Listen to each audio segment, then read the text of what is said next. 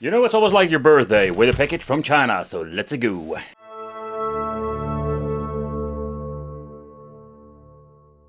want to welcome you to the channel and also the jungle of game boxes.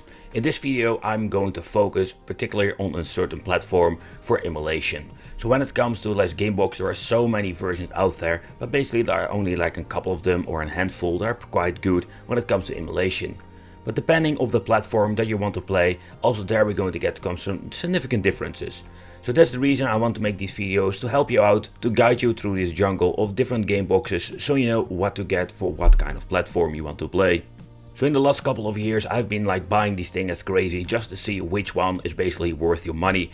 Because there is a lot of them out there, they're absolutely completely garbage, they look cool or they look absolutely awful, but they work pretty damn good. What is actually a game box? A game box is nothing more than an Android box. And for the people who are thinking, what is an Android box? An Android box is basically like a PCB inside a case that runs on Android. Android is an operating system that gives you the possibility to basically watch some Netflix and do all kinds of cool stuff with it. So nevertheless, just what you're going to get is actually like an Android box that they have modified in some kind of a way. We're also going to talk about in this video about the modification because they did some interesting things lately. So basically an Android box is the similar thing that you can find in your smart TV.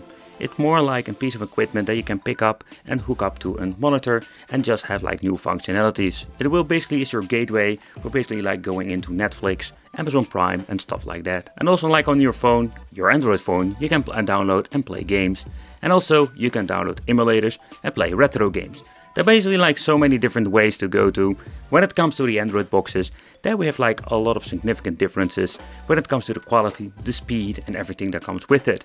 But nevertheless, the Chinese are reusing these boxes in different kind of ways. But in short, that is what an Android box is, what you normally can do with it. But let's get into the emulation, what this means and what it is.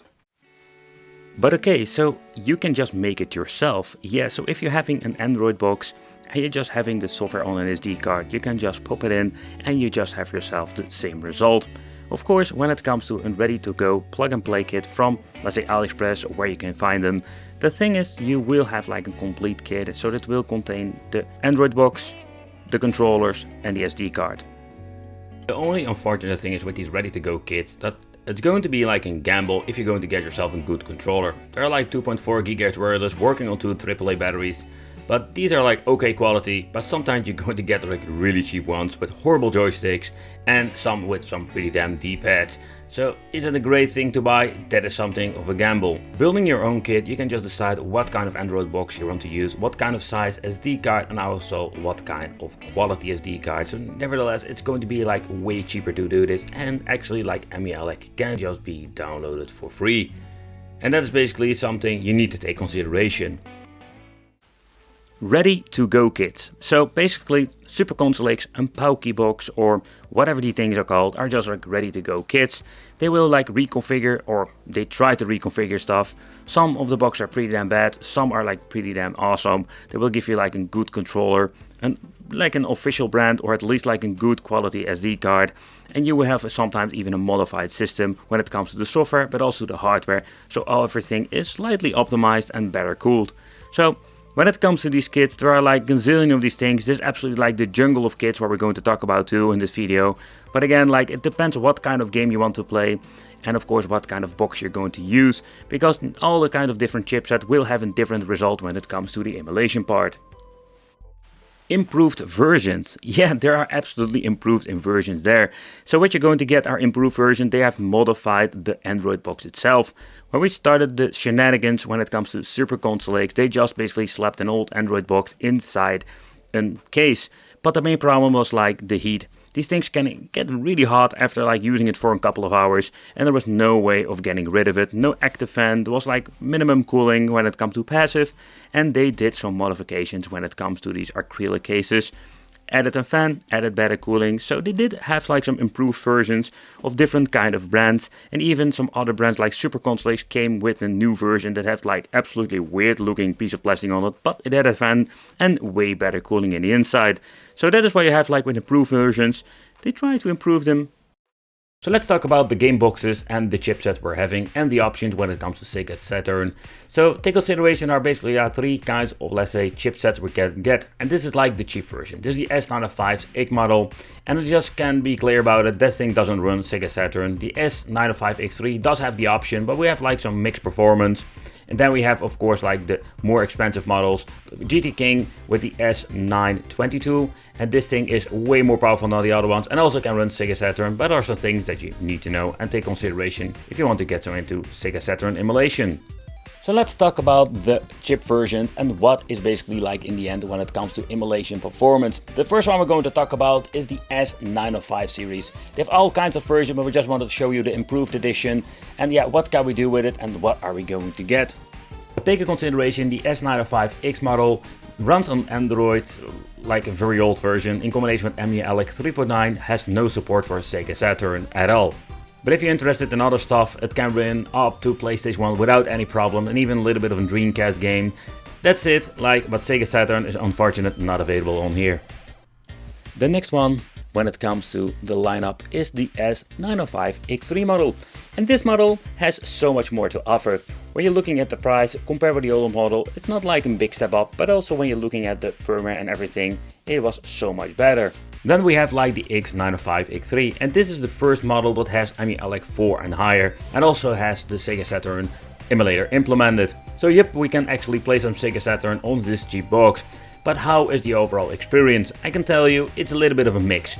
So if you're going to look into these systems, two-dimensional games, they will run just okay. I have tried a couple of them, and I must say that the overall experience was pretty damn good. I did notice a little bit of a slowdown here and there, but I think it's not like ruining the gameplay in general. And the third one in line is the more faster product, and this is more the chipset that is basically like one of the best ones. Basically why I'm stacking these things together is very simple. They have like slightly different performance boosts, especially when it comes to the Pro, but basically it is more the choice of what you want to buy, because the Pro version is so much more expensive than the normal. But again, these two, in my opinion, are sharing the same kind of chip, only with some slightly like different clock speeds. But again, when it comes to emulation performance, we don't see like a big significant jump up. But when you're looking at the X3 to the X922, there we're going to get like a very nice boost. But is it worth the money? So basically we have two variations of the S922X chip. But I think when it comes to emulation of Sega Saturn, we didn't have like a big boost up. And also with the GT King 2, we're having like a completely different like specification list. Also here, we're not going to get like a major upgrade. Some Daytona with Sega Saturn, and with this system you can see we do have not like the perfect 60 FPS, so frame skip should basically like enable to get like a great performance and a stable FPS. Again, if you don't really mind it and if you don't see the numbers, maybe you don't even notice it. So that is basically what you're going to get with Sega Saturn. It's a quite, let's say, difficult thing to emulate on a box like this. Even with newer chips, we're still going to get the same issues. Another thing I wanted to try is some Sonic R, just on the same emulator, the Yaba Shenshiro 2 Pro with this Sega Saturn, and I must say that we do get like similar results over here, and better said, like it even plays worse than Daytona, and that's a little bit of a bummer. I must say, like, I find Sonic more playable with lower FPS, but I personally really hate this game. But beside that point, yeah, we do get similar performance when you're looking at the previous models of the GT King. Where a lot of games do have problems, you can still enjoy a lot of cool games on the GT King.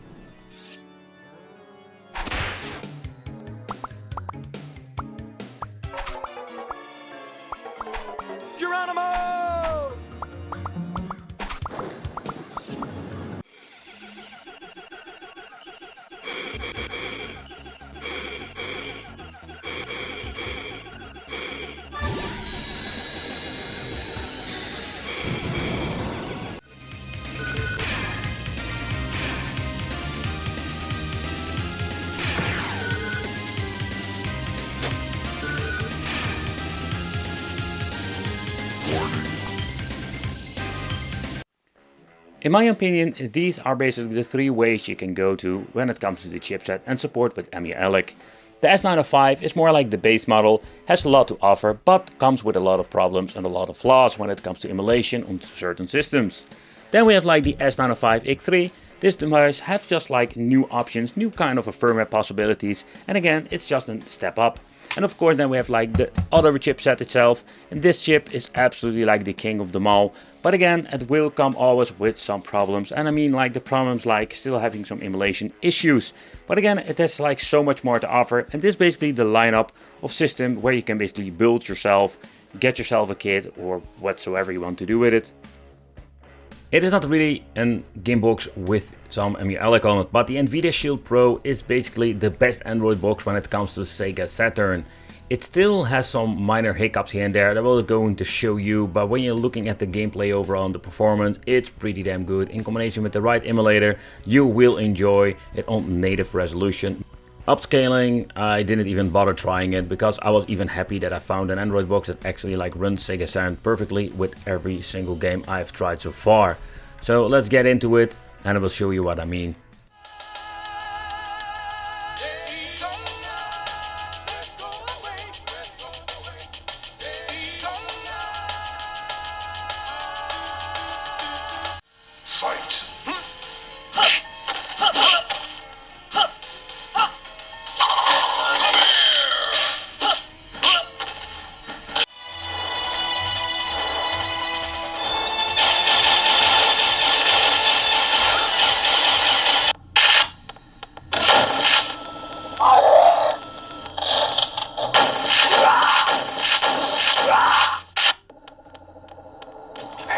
Another option is of course a mini PC solution. With Bodacera we have so much more to offer. Basically these things are like dirty cheap, way cheaper than an Nvidia Shield, and when you're slapping some Bodacera on it, you can just even play it with some better performance with Sega Saturn. Something I just wanted and just needed to point out today.